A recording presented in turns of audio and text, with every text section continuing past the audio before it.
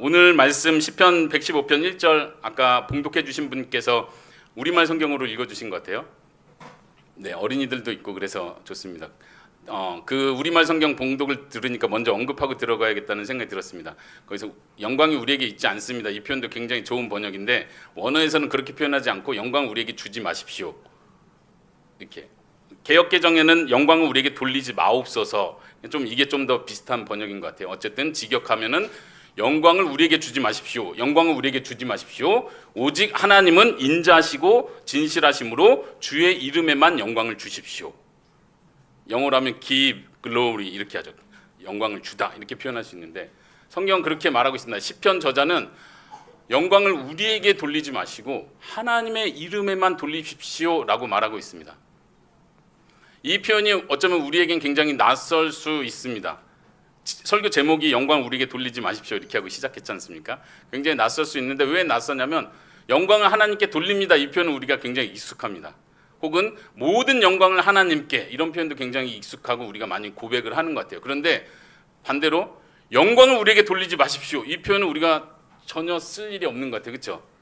여러분들 기도하시면서 하나님 영광을 저에게 돌리지 말아 주십시오 이렇게 막 기도하는 적 있으십니까? 네, 있으시다면 굉장히 믿음이 좋으신 거고요. 저는 어릴 때부터 선교사가 되는 것이 꿈이었습니다. 초등학교 때부터 아버지가 목사님이셨기 때문에 한 번씩 교회에 선교사님들이 오셔서 이렇게 사역 보고 하고 그러면 굉장히 제 마음이 뜨거워지면서 나도 저 선교사님 같은 사람이 돼야겠다. 특별히 저희 아버지 친구분 중에 아프리카 오지에 사역을 하시고 오신 분이 계세요. 그분을 제가 개인적으로 존경하는데 그분은 이제 선교 현장에서 순교하셨습니다. 그분이 제가 한 중학교 때 오셔서 교회에서 설교를 하시고 고생했던 이야기, 정말 아프리카 그 오지에서 얼마나 복음을 위해서 헌신했던 이야기를 들려주시고 저는 거기서 감동을 받고 또 많은 성도님들은 그 설교를 들으면서 막 감동하실 뿐만 아니라 그 선교사님 우러러 보는 거죠. 그분은 굉장히 겸손하신 분인데 분위기는 그분은 위대한 분이신 거예요. 너무 대단하신 분이에요. 우리가 못하는 그런 일을 하고 계시니까. 저는 마음에 한편에 이런 마음이 생겼죠. 그래 나도 저런 선교사가 될 거야. 그래서 이렇게 한 번씩 한국에 나와서 힘든 얘기를 하면은 사람들이 하면서 하나님께 영광 말은 이렇게 하는데 그 영광을 나도 누릴 수 있지 않을까. 그때는 영광이라는 표현을 쓰지 않았겠죠. 한 고등학교 때쯤에 제가 계속해서 변함없이 선교사의 꿈을 가지고 있었는데 한 찬송가가 저에게 큰 장벽으로 부딪혔습니다. 그 찬송가가 뭐였냐면 부름받아 나선 이 몸 어디든지 가오리다. 다 아시죠? 선교사로 헌신하는 사람들, 목회자로 헌신하는 사람들 특히 다 부르는 노래인데 그 가사를 쭉 보시면 어떤 내용이 있습니까? 아굴골짝 빈들에도 복음 들고 가오리다. 또 뭐 있죠? 괴로우나 즐거우나 종의 몸에 지닌 것도 아낌없이 드리리다. 3절에 보시면 혹시 기억나십니까? 종기 영광 모든 권세 주님 홀로 받으소서. 그 다음에 몇시천대 십자가는 제가 지고 가겠습니다. 근데 제가 부딪혔던 건 그 다음 구절이에요. 그 다음 구절 뭔지 기억나십니까? 이름 없이 빛도 없이 감사하며 섬기리다. 근데 그 어린 나이에 고등학생 때 이름 없이 빛도 없이 이거는 좀 너무하다. 영광 주님 다 받으시는 것도 좋고 내가 십자가를 지고 가겠다는 결심도 하겠는데 딱 거기서 제가 걸리는 거예요. 내가 꿈꿔왔던 선교사의 소소한 행복은 그래도 한국에 와서 성도님들과 이 은혜를 나누고 같이 기뻐하고 또 칭찬해주면 주님이 하셨습니다 이런 말도 하고 그러면서 근데 그 가사는 정확하게 이름 없이 빛도 없이 저는 하나님께 기도했어요. 하나님 최소한 이름 정도는 남겨주셔야 되는 거 아닙니까? 뭐 GMS 선교사 최용진, 태국 선교사 최용진 이거는 남아야 되지 않습니까? 저한테는 굉장히 큰 도전이었습니다. 그리고 그것은 제가 한평생 싸워온 주제이기도 합니다. 오늘 설교 제목이 바로 그런 것입니다. 우리는 인간적으로 모든 사람은요, 저를 포함해서 저는 특히 더 그런지 모르겠습니다. 우리 모든 사람, 여기 앉아 계신 모든 분들은 본성적으로 하나님의 영광을 나누고 싶어하는 마음이 있습니다. 더 심하게 말하면 하나님의 영광을 뺏고 싶은 거죠. 하나님의 영광을 내가 갈취하고 싶은 거예요. 하나님의 영광을 도둑질하고 싶은 거예요. 좋게 표현하면 하나님의 영광을 나누고 싶어하는 마음이 우리들 본성에 있습니다. 저는 오늘 이것이 얼마나 잘못된 것인지를 여러분들에게 알려드리고 싶고 우리가 어떻게 나가야 되는지를 설명해드리고 싶습니다. 아담과 하와가 하나님 앞에서 처음 범죄를 했습니다. 그 범죄의 핵심은 하나님의 영광을 나누는 것이었습니다. 그렇습니까? 그렇습니다. 하나님의 영광을 나누고 싶어 한 그 마음에서부터 범죄가 이루어졌습니다. 근데 우리는 예수님을 믿습니다. 거듭났습니다. 하나님을 사랑하게 되었습니다. 하나님께 영광을 돌리는 삶을 위해서 한평생 그렇게 살겠다고 결심도 했습니다. 그런데 우리는 여전히 그 본성이 남아 있습니다. 하나님의 영광을 나눌 수 있고 나눠야 한다고 생각합니다. 제가 선교사의 꿈을 가지면서 그런 마음을 가졌던 것처럼요. 제가 성경 구절을 여러 개를 여러분들과 같이 나눌 텐데 PPT 혹시 나오나요? 우리가 잘 아는 성경 구절 하나를 먼저 보죠. 이사야서 42장 8절에 보면 하나님께서 이렇게 말씀하십니다. 나는 여호와니 이는 내 이름이라 내 영광을 다른 자에게 내 찬송을 우상에게 주지 아니하리라. 저는 이 말씀 잘 알고 있습니다. 다른 우상에게 주시지 않습니다. 하나님만 유일한 참된 신이십니다. 근데 그 앞에 보면 내 이름을 다른 자에게 주지 않으리라. 저는 여기서 다른 우상이라고 생각을 했습니다. 그런데 여기는 사람도 포함됩니다. 그렇습니까? 이걸 받아들이는 게 쉽지 않았습니다. 왜냐하면 자꾸 그 생각이 드는 거예요. 우리도 하나님의 사랑을 받는 존귀한 자기 때문에 우리 찬양 항상 하지 않습니까? 여러분들 그 찬양 좋아하십니까? 십자가 그 사랑 그 노래 부르면 눈물 나지 않습니까? 후렴 어떻게 되죠? 주 나를 보호하시고 날 붙드시니 주님은 보배롭고 존귀한 누구를 찬양하고 있는 거예요 지금? 저는 이 찬양 듣고 충격을 받았습니다. 오늘날은 사람을 찬양하는구나. 그냥 너무 무섭다는 생각이 들었습니다. 지금 말씀드린 것처럼 우리가 굉장히 경각심을 가져야 됩니다. 하나님이 우리를 존귀하게 여겨주시는 거 맞습니다. 우리는 사랑받는 자 맞습니다. 그런데 우리는 우리를 찬양하지 않습니다. 하나님께 모든 영광을 돌려야 합니다.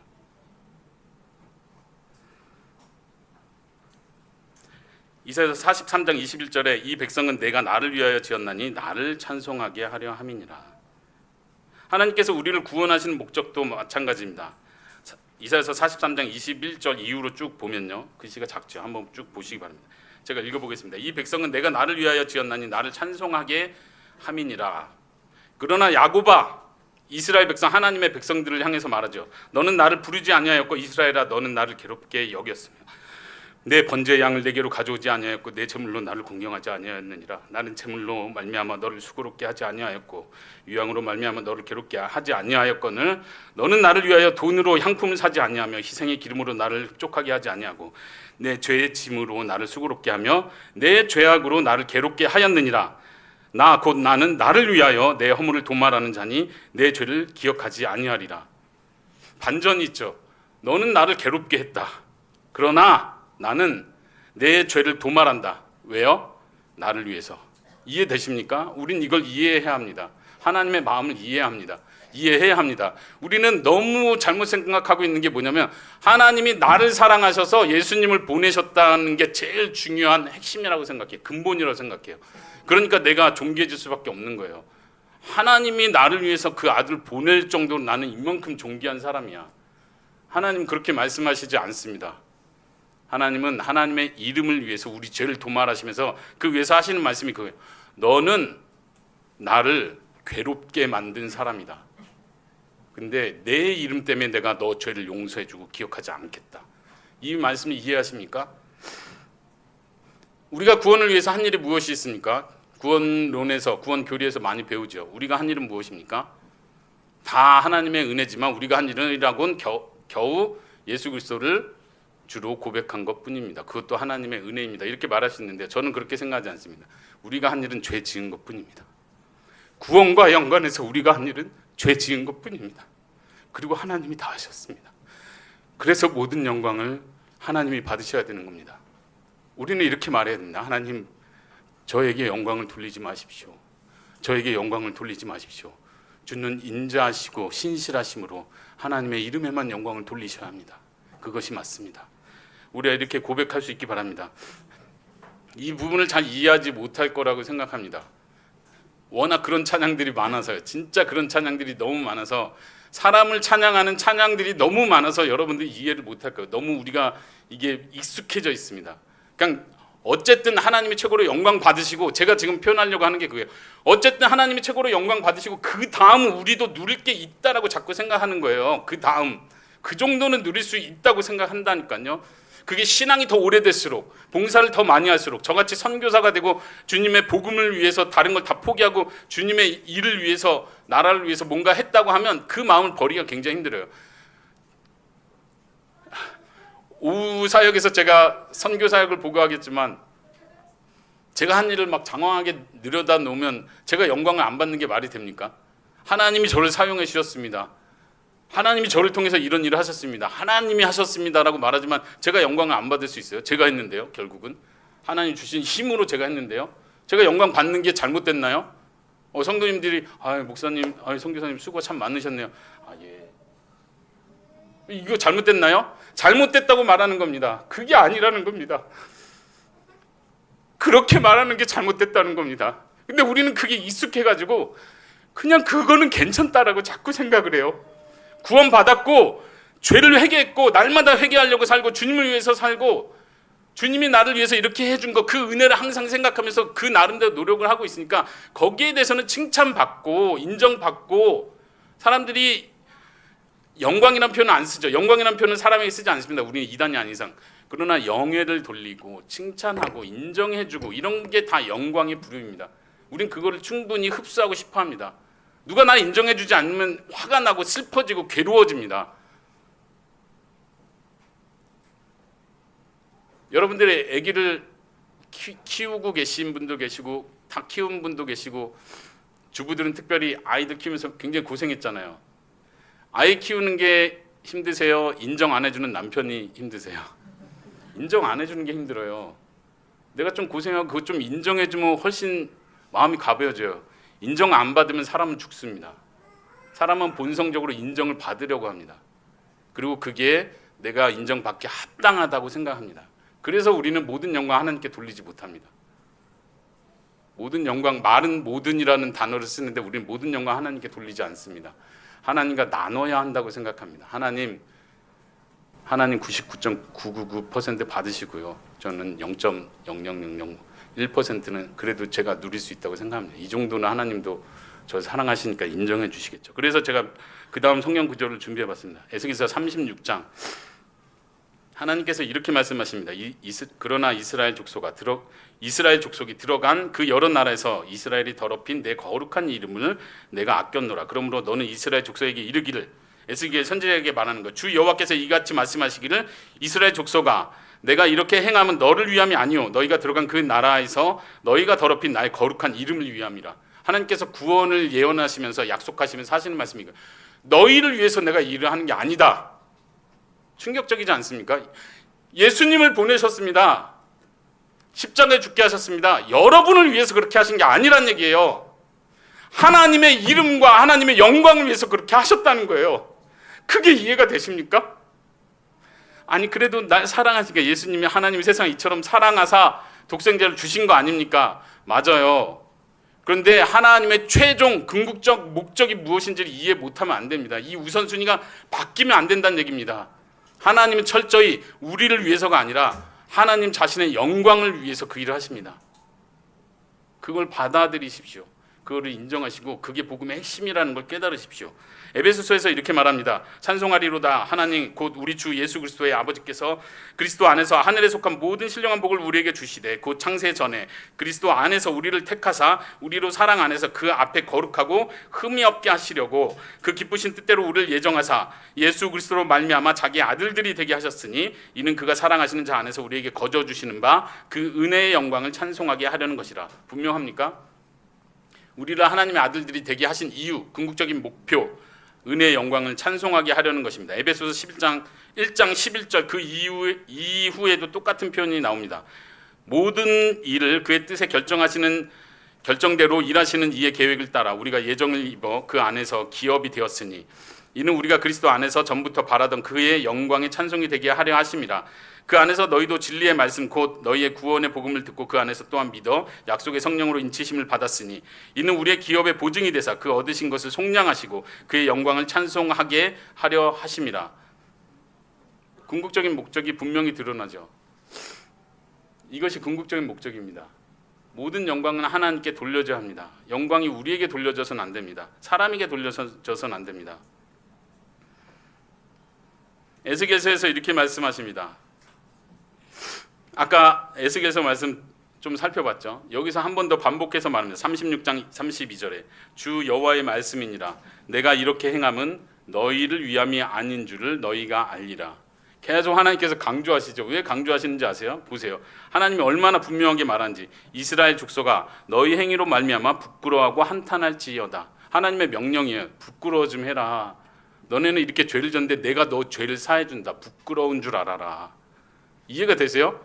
내가 너를 구원한다. 기뻐하고 감사하라. 이렇게 말하지 않고 내가 너를 구원한다. 부끄러워하고 한탄해라.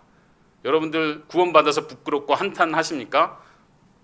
이해가 안 되시죠? 그래서 더 구절을 봐야 됩니다. 에스겔서 16장을 보십시오.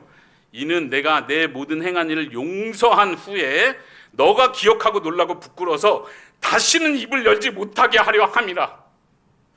충격적이지 않습니까? 이스라엘이 너무 큰 죄를 범했어요. 역사적으로.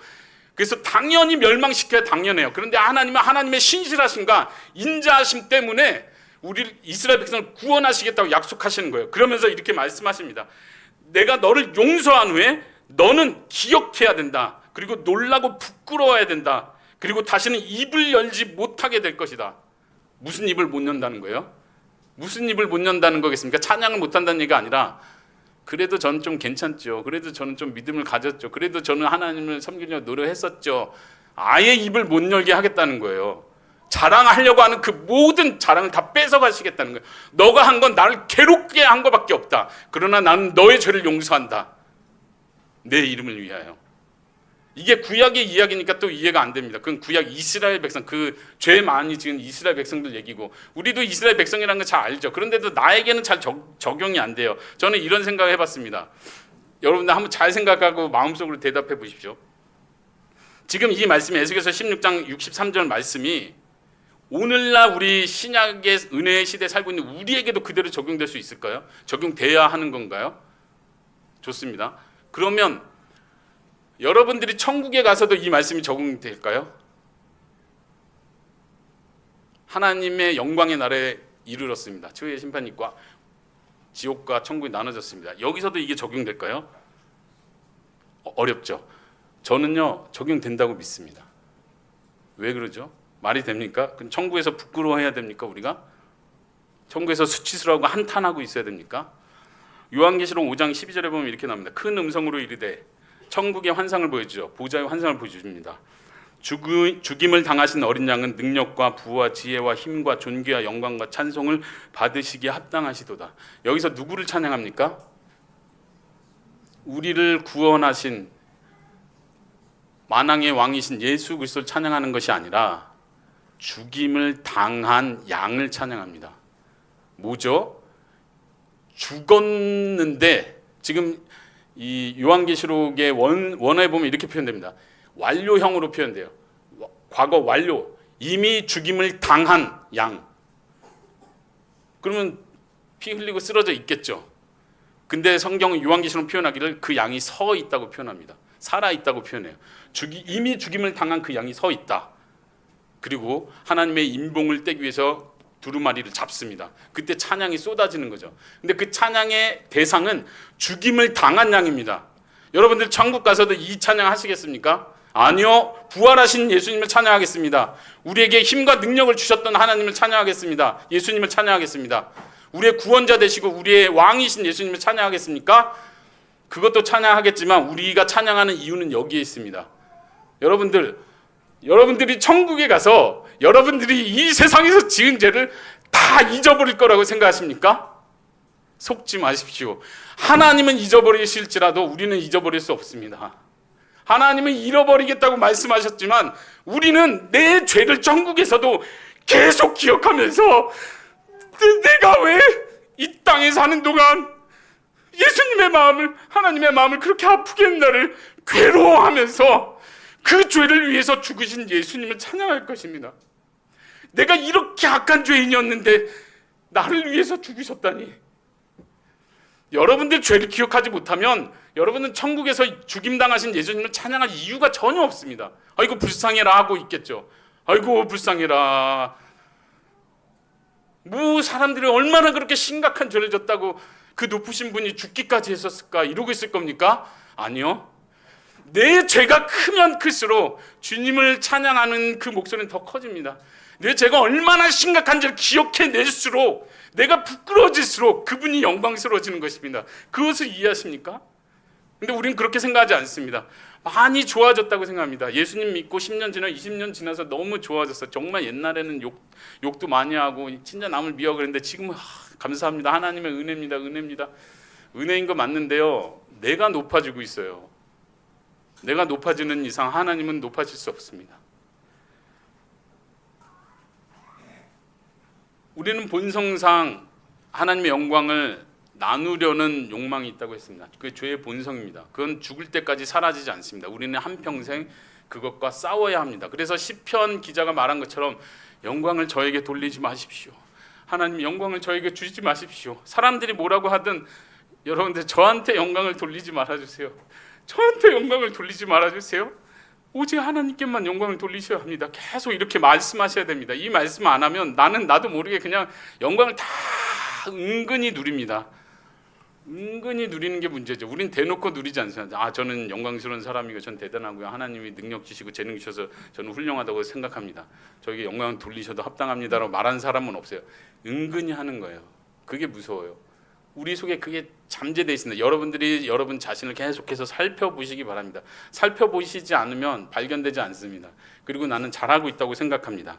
어떻게 하면 하나님의 영광을 가지려는 그 마음과 싸울 수 있습니까? 어떻게 하면 그걸 이겨낼 수 있습니까? 조금 더 온전히 하나님께 영광을 돌릴 수 있겠습니까? 예수님께서 요한복음에서 이렇게 말씀하십니다. 너희가 서로 영광을 취하고 유일하신 하나님께로부터 오는 영광 구하지 아니하니 어찌 나를 믿을 수 있느냐? 너희가 서로 영광을 취한다. 이 표현 잘 보십시오. 너희가 서로 영광을 취한다. 우리 오늘날은 영광이라는 단어를 쓰지 않는다고 했어요. 사람들과는 영광이라는 단어를 쓰지 않습니다. 무슨 단어 쓰냐면요. 칭찬이라는 단어 씁니다. 우린 이 시대에 살고 있죠. 칭찬은 아주 좋은 거라는 시대에 살고 있습니다. 서로 칭찬해야 합니다. 기독교 안에서도 교회 안에서도 우린 서로 칭찬하기를 노력합니다. 그래서 우리가 구분을 못하고 있는 거예요. 칭찬은 좋은 거라고 생각하기 때문에. 어떻게 해야 되죠 그러면? 칭찬하지 말고 당신은 죄인입니다. 그건 아닌 것 같은데. 잘한 거는 격려해주고 칭찬해주는 게 필요하죠.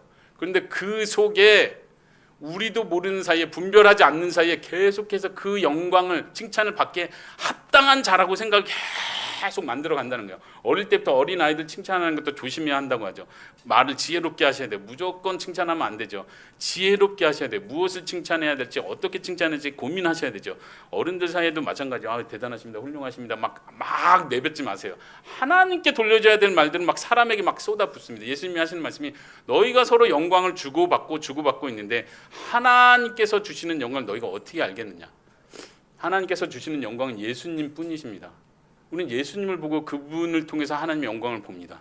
근데 예수님이 발견되지 않아요. 이 사람을 칭찬할 때요. 그 안에서 일하신 예수님을 보십시오. 그 안에서 일하고 계시는 하나님을 보고 하나님을 높이시라는 얘기입니다. 칭찬으로 끝나지 마시고 사람 높이는 걸로 끝나지 마시라는 얘기예요. 그걸 내가 받아들이는 걸로 끝나지 말라는 거예요. 뭘요? 이 정도 뭘요? 이러고 끝내지 말라는 거예요. 아니요. 하나님께서 하셨습니다. 하나님이 해주시지 않으면 저는 할 수 없습니다. 저는 아무 자격이 없는데 하나님께서 은혜 주신 겁니다. 모든 영광 하나님의 것입니다.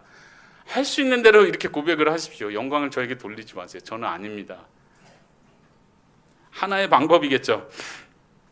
그런데 더 적극적인 방법은 우리가 성령으로 충만해지는 것입니다. 예수님께서는 성경을 통해서 많은 성경의 저자들은 성령 충만을 이야기합니다. 성령 충만해야 되는 이유 많은 것이 있겠지만 그 중에 하나, 아주 중요한 하나는 하나님께 온전히 영광을 돌리기 위해서 성령 충만함이 필요합니다. 맞습니까?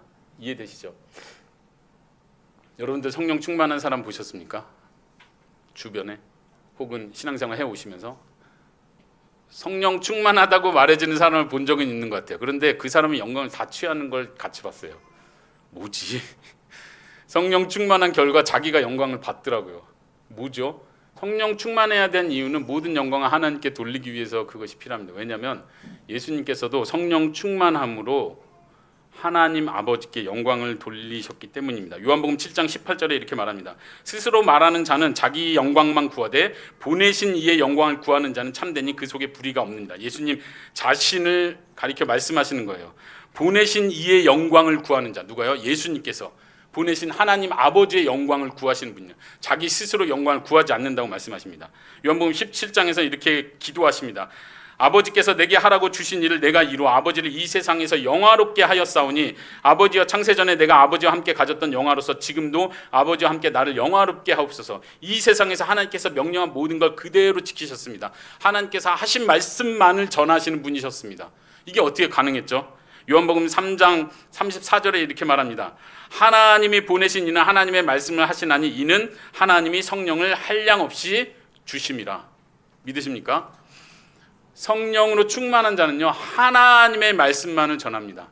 오늘날 은사주의의 문제는 그거죠. 성령 충만해가지고 자기가 드러나는 게 문제입니다. 아주 유명해집니다. 성령 충만 능력 나가면 자기가 완전 거의 하나님 다음 급이 됩니다. 또 하나 문제는 성령 충만한 자의 또 다른 문제는요, 성령님을 드러냅니다. 성령님이 지금 여기 계십니다. 성령님이 말씀하십니다. 성령님이 뭐 어쩌십니다.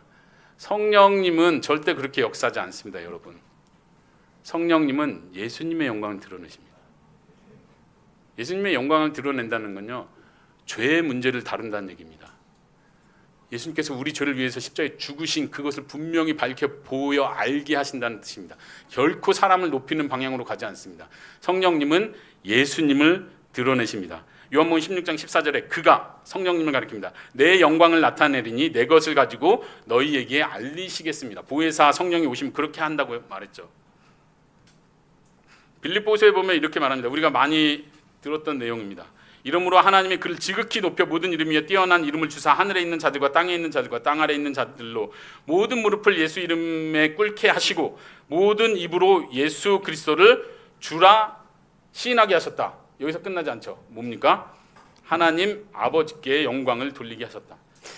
이 부분 좀 어려운 주제인데 제가 여기서 다루지 않겠습니다. 다음에 기회가 될지 어떨지 모르겠지만 어려운 부분이에요. 뭐냐면 예수님의 목표는 하나님 아버지께 영광을 돌리는 것이었습니다. 제가 지금 말하는 주제의 설교의 주제의 핵심도 그겁니다. 예수님이 아니라 성령님이 아니라 하나님 아버지께 모든 영광을 돌려야 한다는 이야기입니다. 왜냐하면 예수님도 그렇게 하셨기 때문입니다. 예수님도 모든 영광 하나님 아버지께 돌리시는 분으로 이 땅에 오셨고 그 일을 위하여 성령으로 충만하셨던 분입니다. 그리고 그 일을 온전히 이루셨습니다. 우리는 온전히 이루지는 못하지만 성령 충만하지 않으면 결코 예수님처럼 하나님 아버지께 영광을 돌리는 사람이 될 수 없습니다. 물론 하나님 아버지께서는 예수님에게도 영광을 주십니다. 그러니까 우리에게도 영광을 주시는 거, 네, 거기까지 가지 마시고요. 우리는 본래 신이 아닙니다. 예수님은 본래 신이십니다. 예수님을 모든 이름 위에 뛰어나게 하시고 가장 높은 이름을 주시는 이유는 궁극적으로 하나님 아버지가 영광 받으시기 위해서입니다. 이해하십니까? 예수님이 가장 높아지는 이유는 하나님 아버지께서 높아지시기 위해서 그렇습니다. 우리가 이것을 잊으면 안 됩니다. 어떻게 우리는 성령 충만함으로 하나님 아버지께 영광을 돌릴 수 있습니까? 예수님의 형상을 닮아감으로써 예수님 다와 짐으로써 우리는 하나님 아버지께 영광을 돌립니다. 예수님 하나님 아버지께 영광을 돌리신 것처럼 우리도 예수님을 닮아감으로써 우리의 삶 전체, 우리의 성품 전체에서 하나님의 영광을 드러냅니다. 로마서 8장에 이렇게 말하죠. 마음을 살피시는 이가 성령의 생각을 아시나니 이는 성령이 하나님의 뜻대로 성도를 위하여 강구하심이라. 성령님의 역사하심을 말하고요. 그 뒤에 보면 하나님의 미리 아신 자들 또한 그 아들의 형상을 본받게 하기 위하여 미리 정하셨으니 이는 그로 많은 형제 중에서 마다들이 되게 하려 하십니다. 예수님을 닮는 사람들을 만드는 것이 구원의 목표입니다. 예수님의 어떤 모습을 닮는 거죠? 거룩하고 신성스럽고 영광스러운 그 신성을 담게 하시려고 하는 겁니까? 아니요. 우리는 사람입니다. 예수님께서 하나님께 영광을 돌리셨던 것처럼 예수님의 모든 온유한 성품과 사랑의 성품과 인자와 자비의 성품으로 하나님 아버지께 영광을 돌렸던 것처럼 모든 순종하심으로 하나님 아버지를 높였던 것처럼 우리도 예수님을 닮아 하나님 아버지를 높이게 됩니다. 오직 성령 충만할 때 가능한 일입니다. 우리가 잘 아는 것처럼 이같이 너희 빛이 사람 앞에 비치게 하여 그들로 너희 착한 행실을 보고 하늘에 계신 너희 아버지께 영광을 돌리게 하라. 우리의 착한 행실은 예수님을 닮는 행실입니다. 예수님께서 어떻게 사셨습니까? 어떻게 사람들을 사랑하셨습니까? 어떻게 가난하고 소외된 자를 돌보셨습니까? 그걸 닮지 않으면서 하나님께 영광 돌릴 수는 없습니다. 예수님의 온유한 성품을 닮으십시오. 배우십시오. 그분의 멍에를 매십시오. 우리가 성령 충만할 때 또 따라오는 아주 특권, 능력이 있습니다. 그것은 바로 모든 성공 속에서도 교만하지 않아지는 것입니다. 고린도전서 15장에 보면 이렇게 말합니다. 사도 바울이 나의 나된 것은 하나님의 은혜로 된 것이니 내게 주신 그의 은혜가 헛되지 아니하여 내가 모든 사도보다 더 많이 수고하였으나 내가 한 것이 아니오 오직 나와 함께 하신 하나님의 은혜로다. 우리가 잘 알죠. 사도 바울이 얼마나 수고했는지. 모든 선교사들의 아이돌이죠. 우상을. 사도 바울 얘기만 나면 우리는 선교사들은 기가 죽습니다. 어떻게 그렇게. 그러나 사도 바울의 고백은 분명합니다. 내가 다른 사도보다 더 많이 수고하였으나 내가 아니다. 어려운 표현이에요. 우리가 이걸 이해하기 쉽지 않죠. 내가 수고한 거 맞습니다. 근데 내가 한 게 아닙니다. 내 안에 그리스도께서 사신다는 고백이 바로 이것입니다. 예수님이 하신 거예요. 예수님 보내신 성령님이 주신 능력으로 하신 거예요. 그 모든 목적은 하나님 아버지께 영광을 돌리는 것입니다. 우리가 성공했을 때 교만하지 않을 수 있는 방법은 성령으로 충만해지는 것입니다. 예수님처럼 되는 것입니다. 오직 예수님을 높이는 자가 되는 것이 우리가 교만해지지 않는 방법입니다. 우리가 하나님께 영광을 돌리는 삶이 우리의 일상이 되기를 소원합니다. 오늘 설교의 본문처럼 이 고백을 계속 할 수 있기를 바랍니다. 하나님, 우리에게 영광을 돌리지 마옵소서. 하나님, 우리에게 영광을 돌리지 마옵소서. 오직 하나님이 인자하시고 진실하심으로 모든 영광 하나님의 이름에만 돌리시옵소서. 이것이 우리의 삶의 일상이 되기 원합니다. 누가 나를 인정해 주지 않을 때 내가 이 정도까지 했는데 어떻게 이것도 몰라주냐? 이 사람은 나를 좀 이해해 주고 이 정도는 칭찬해 줄 수 있는 거 아니야? 라고 생각하는 그 아쉬움이 들 때 예수님을 생각하십시오. 죄인들의 이같이 거역하는 일을 참으신 바로 그 예수님을 기억하십시오.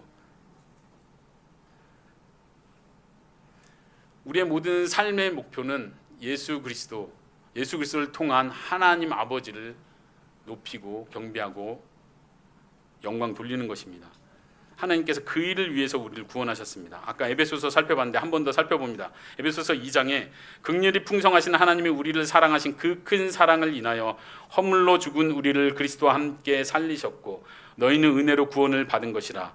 또 함께 일으키사 그리스도 예수 안에서 함께 하늘에 앉히시니 이는 그리스도 예수 안에서 우리에게 자비하심으로써 그 은혜의 지극히 풍성함을 오는 여러 세대에 나타내려 하심이라. 거기 밑줄 친 부분에 보이십니까? 우리에게 자비하심으로써. 누구의 자비입니까? 성령님의 자비가 아닙니다. 예수님의 자비도 아닙니다. 하나님 아버지의 자비입니다. 하나님의 아버지의 자비는 예수 그리스도 안에서 드러났습니다. 그래서 우리는 예수님을 사모하게 되는 거예요. 예수님이 너무 사랑스러운 거예요. 근데 우리는 예수님을 최종적으로 높이지 않습니다. 하나님 아버지를 높입니다. 하나님 아버지를 최종적으로 높이니까 예수님이 2위 순서로 아래로 내려오는 분이 결코 되시지 않습니다. 그분은 삼위일체시기 때문에 동시에 그 일을 통하여 하나님 아버지께서 예수님과 성령님께 모든 영광을 그대로 나누십니다. 세 분이 영광이 동등하신 분이십니다. 그러나 그분들은 그분의 역할에 있어서 분명하게 하나님 아버지께 영광을 돌리시는 분이십니다. 요한계시록에 그런 표현이 있죠. 어린 양 얘기 아까 했는데 어린 양을 찬양하는 그 내용이 그것입니다. 우리를 피로 사서 하나님께 드리시고, 예수님께서 피로 우리를 사신 이유가 있어요. 하나님께 드리시기 위해서 사신 겁니다. 예수님의 목표는 그거였어요. 우리는 예수님을 높이는 걸로 끝나면 안 됩니다. 예수님이 무엇을 향하고 계신지를 같이 봐야 합니다. 하나님 아버지의 자비하심을 나타내십니다. 예수님의 전생일을 통하여, 구속 사역을 통하여 하나님 아버지께서 이렇게 사랑하신다는 걸 보여주는 거예요. 아주 극단적으로 잘못 이해하는 이단들은 이렇게 말하죠. 하나님은 진노의 하나님이고 예수님은 사랑의 하나님이다. 결코 그렇지 않습니다. 하나님은 자비의 하나님이시고 예수님은 사랑의 하나님이십니다. 우리는 그분들을 찬양합니다. 그분의 성품을 찬양합니다. 우리의 온 삶이 그분들을 찬양하는 내용이 되어야 할 줄로 믿습니다. 그분을 찬양하는 것이 우리의 참된 기쁨이고 행복이어야 될 줄로 믿습니다. 그분을 찬양할 때 여러분들 행복하십니까? 그분의 성품을 묵상할 때 여러분들 기쁨이 가득하십니까? 그렇게 되셔야 합니다. 그게 정상입니다. 여러분들 하나님 앞에 조용한 시간 눈을 감고 그분을 묵상하고 기도할 때 어느 때 행복감을 느끼십니까? 하나님이 내 기도를 들어주셨구나. 내가 너를 사랑한다. 네, 그것도 좋은데요. 그 음성 듣는 것도 좋고 그런 느낌을 받는 것도 좋은데요. 하나님은 자비하십니다. 하나님은 인자가 무궁하십니다. 하나님 어찌 그렇게 선하고 아름다우신지요. 이런 고백을 계속해서 쏟아낼 때 우리는 그 안에서 진정한 기쁨을 발견합니다. 신기하죠. 그건 우리가 잘 이해하지 못하는 원리예요. 근데 그거를 놓치고 있습니다. 내가 뭔가 받을 때 막 행복해져 기뻐질 거라고 생각하는데 그렇지 않습니다. 내 모든 고통과 내 모든 염려가 사라지고 오직 하나님의 이름이 높아지는 그 순간 나는 완전한 기쁨에 빠집니다. 여러분들 그것을 날마다 체험할 수 있기를 바랍니다. 그분의 이름이 높아지는 것이 내 행복이 되어야 합니다. 이해가 잘 안 되시죠? 조그만 예를 들으면요, 우리 아이들, 자녀 키우시는 분들, 아이들이 누군가에게 칭찬받을 때 기분이 어떻습니까? 아유, 그림을 참 잘 그리시. 저희 세 딸들이 다 그림을 잘 그려요. 좋아해요. 저를 닮아서. 저도 어릴 때 그림 되게 잘 그렸거든요. 세 딸들이 막 하면 사람들이 뭐 볼 때마다 아유, 이렇게 그림을 잘 그려. 에스더는 이제 제 첫 딸은 벌써 20살이 됐어요. 이제 그런 칭찬 잘 못 받아요. 너무 나이가 들어가지고 지금 막내딸이 11살인데 사람들이 또 보면 어떻게 이렇게 잘 그려? 그러면 어떤 생각이 드십니까? 부모님들은 내가 더 잘 그리는데, 내가 더 잘 그리는데, 내가 더 잘 그린다 이렇습니까? 여러분들의 자녀가 칭찬받을 때 어때요? 그 칭찬해주는 사람이 고맙고 자녀 칭찬받는 것 자체가 막 나한테 행복이 돼요. 왜 그러죠? 뭐 어떻게 된 거죠? 하나님이 칭찬받으실 때 여러분들의 행복감을 느끼십니까? 그 행복이 없으면 여러분들 하나님과 아무 관계가 없는 사람들이에요. 여러분들의 배우자가 누군가에게 칭찬을 받을 때 여러분들 행복하십니까? 행복하지 않으면 부부간에 문제가 있다는 뜻이에요. 행복한 거예요. 마치 내가 한 것처럼.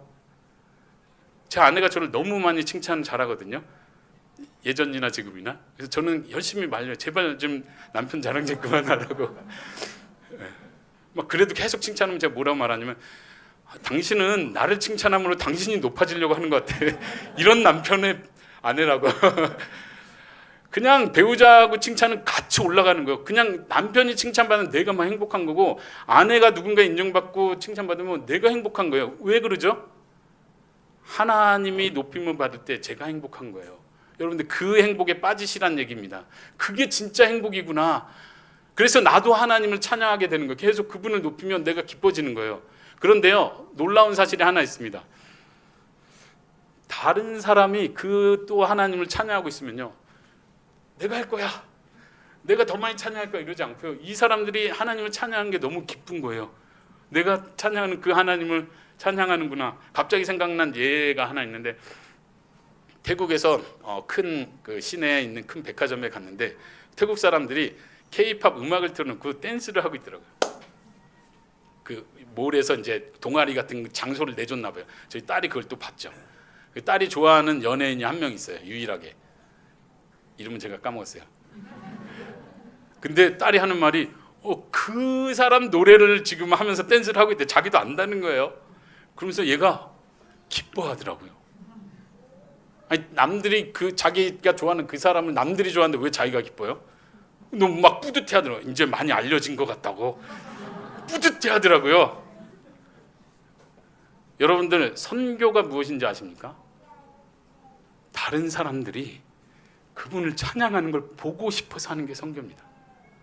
나랑 언어가 다른데 그 사람도 내가 믿는 그 하나님 아버지를 찬양하는 거예요. 나하고 문화가 완전 다른데 그 사람도 내가 믿는 그 하나님을 굉장히 높이고 그분 때문에 눈물을 흘리고 그분 때문에 영광이 사로잡혀요. 내 하나님이 이런 하나님이시구나. 이걸 더 보고 싶은 거예요. 이걸 더 보고 싶은 거예요. 물론 그 사람들이 불쌍해서라고도 표현할 수 있겠죠. 그런데 그건 부수적인 겁니다. 우리가 믿는 그 하나님의 영광이 온 세상 열방 가운데 나타나는 걸 보기 원하기 때문에 우리는 선교를 합니다. 요한복음 3장 29절에서 30절에서 세례 요한이 이런 표현을 하죠. 세례 요한의 제자들이 세례 요한에게 와가지고 당신의 제자들이 사람들이 지금 예수님 세례 주는 그쪽으로 다 가고 있다고. 오늘날 표현으로 하면 이거죠. 옆에 교회로 다 성도들이 가고 있습니다. 목사님, 저 옆에 성전 엄청 좋게 지어놨더니 사람들이 다 글로 빠져나오고 있어요. 목사님 어떡하죠? 물론 이거하고 비교될 수는 없지만 세례 요한의 답변은 예수님과 비교하기 때문에 이렇게 대답합니다. 신부를 취하는 자는 신랑이나 서서 신랑의 음성을 듣는 친구가 크게 기뻐하나니 나는 이런 기쁨으로 충만하였노라. 이해되십니까? 기쁨이에요. 이건 예수님이 높아지는 게 세례 요한의 기쁨이에요. 그는 흥하여야 하겠고 나는 쇠하여야 하리라. 여기 어려운 표현이 있죠. 그는 흥하는 것까지는 좋아요. 근데 왜 내가 꼭 쇠해져야 되나요? 세례 요한은 그 원리를 알고 있습니다. 사도 바울도 그 원리를 알고 있습니다. 사도 바울이 고린도 후서 12장에서 자기가 계시 환상을 본 이야기를 합니다. 그리고 그 다음 이어서 말하기를 하나님께서 내가 교만해지지 않기 위해서 내 몸에 사탄의 가시를 주셨다고 말합니다. 그래서 기도를 했대요. 3번이나 기도했는데 하나님이 응답해 주시지 않았다고 말하면서 이렇게 말합니다. 하나님께서 말씀하시길 나에게 이르시기를 내 은혜가 너에게 족하다. 이는 내 능력이 하나님의 능력입니다. 하나님의 능력이 약한 데서 온전하여짐이라. 이해가 되십니까? 왜 꼭 내가 약해야 하나님이 온전해지십니까? 잘 모르겠어요. 그냥 나도 강하고 예수님도 같이 강해지면 좋을 것 같은데 신기합니다. 하나님은 우리를 너무 잘 아세요. 우리를 약하게 만드심으로써 하나님의 능력을 드러내십니다. 그래서 사도 바울은 이렇게 말하는 도리어 크게 기뻐한다. 여러분들 이 기쁨이 있습니까? 내가 약해질 때, 내가 고난을 받을 때 기쁨에 사로잡히십니까? 왜냐하면 나의 이러한 약한 것들에 대하여 자랑하느니 이는 그리스도의 능력이 내게 머물게 하려 함이라. 내가 약할 때, 내가 쇠해질 때, 내가 내 이름이 땅에 떨어질 때 예수님의 이름이 높아집니다. 여러분들의 삶이 그러한 삶이 될 수 있기를 바랍니다. 같이 기도하시겠습니다. 살아계신 하나님, 영광을 우리에게 돌리지 마시옵소서. 우리에게 돌리지 마시옵소서. 하나님은 인자하시고 신실하심으로 모든 영광 하나님 홀로 받으시옵소서. 하나님이 높아지는 것이 우리의 기쁨이 되게 하여 주시고 하나님이 온 열방 가운데 높아지기를 원하는 마음으로 우리가 선교에 동참할 수 있도록 허락하여 주시옵소서. 감사드리며 우리 주 예수 그리스도의 이름으로 기도합니다. 아멘.